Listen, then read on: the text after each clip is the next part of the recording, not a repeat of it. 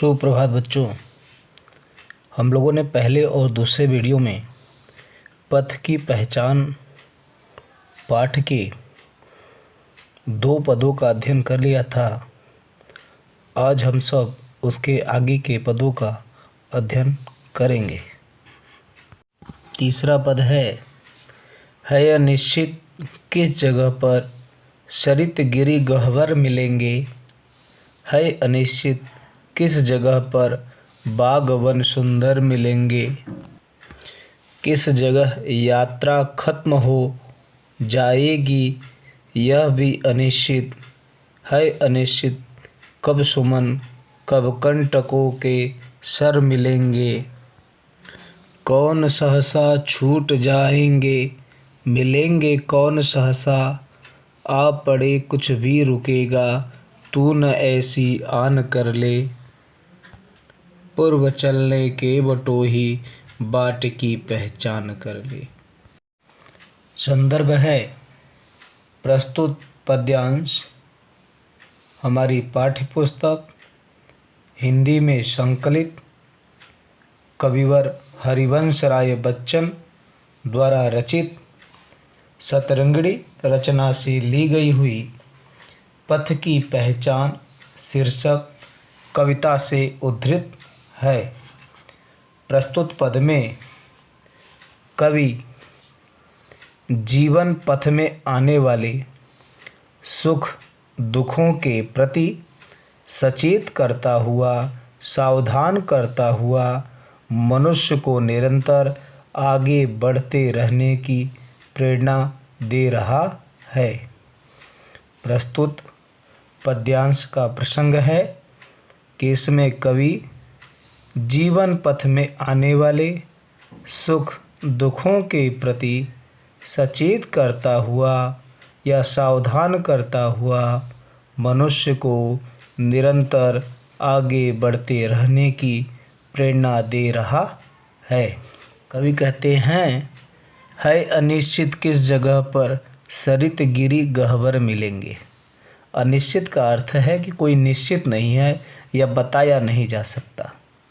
सरित का अर्थ है नदी, गिरि का अर्थ है पर्वत, गह्वर का अर्थ है गुफा। तो कवि कहते हैं कि हे जीवन पथ के मुसाफिर, हे जीवन पथ के मुसाफिर है अनिश्चित यह नहीं बताया जा सकता है कि किस जगह पर, कि तेरे मार्ग में किस स्थान पर, जगह का अर्थ है स्थान, तेरे मार्ग में किस स्थान पर नदी पर्वत और गुफाएं मिलेंगी। हे जीवन पथ के मुसाफिर यह नहीं बताया जा सकता है कि तेरे मार्ग में किस स्थान पर नदी पर्वत और गुफाएं मिलेंगी।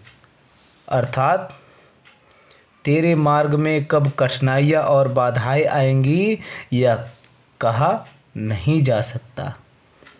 तेरे मार्ग में कब कठिनाइयाँ और बाधाएं आएंगी यह नहीं कहा जा सकता है। अनिश्चित किस जगह पर बाग वन सुंदर मिलेंगे। है अनिश्चित और यह भी नहीं कहा जा सकता कि तेरे जीवन मार्ग में, तेरे जीवन पथ में किस जगह पर, किस स्थान पर सुंदर वन और उपवन मिलेंगे। हे जीवन पथ के मुसाफिर यह भी नहीं कहा जा सकता कि तेरे जीवन मार्ग में किस स्थान पर सुंदर वन और उपवन मिलेंगे। अर्थात तेरे जीवन में सुख सुविधाएं कब प्राप्त होगी यह भी कहा नहीं जा सकता है। तेरे जीवन में सुख सुविधा कब प्राप्त होगी यह भी नहीं कहा जा सकता है।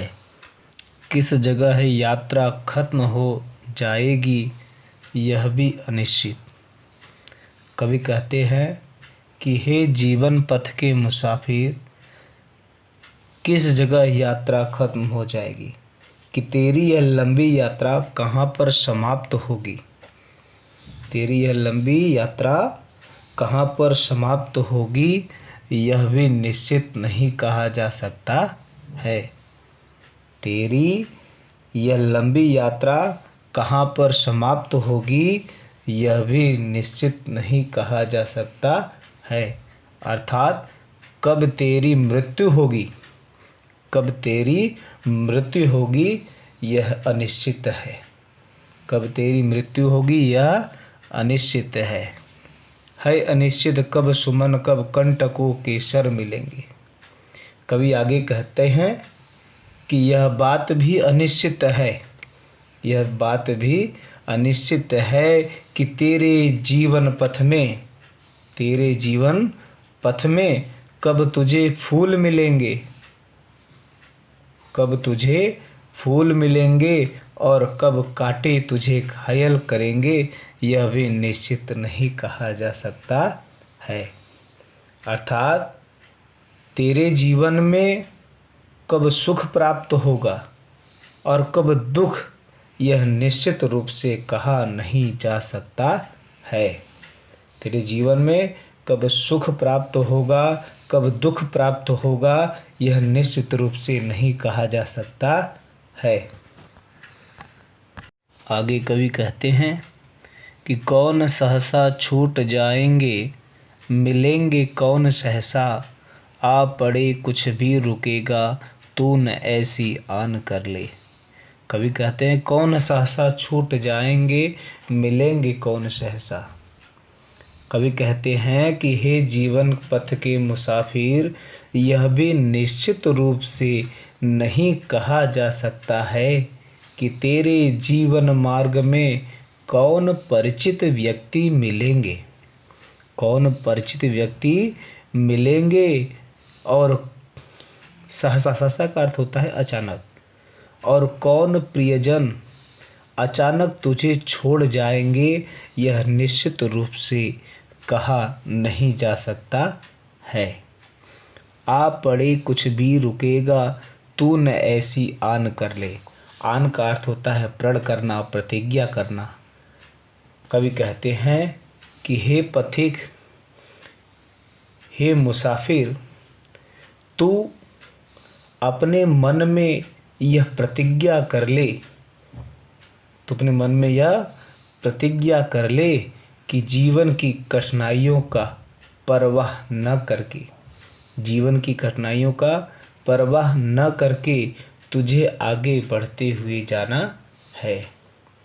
हे यात्री, हे मुसाफिर, हे पथिक, तू अपने मन में यह प्रण कर ले, प्रतिज्ञा कर ले कि जीवन की कठिनाइयों का परवाह न करके तुझे आगे बढ़ते हुए जाना है।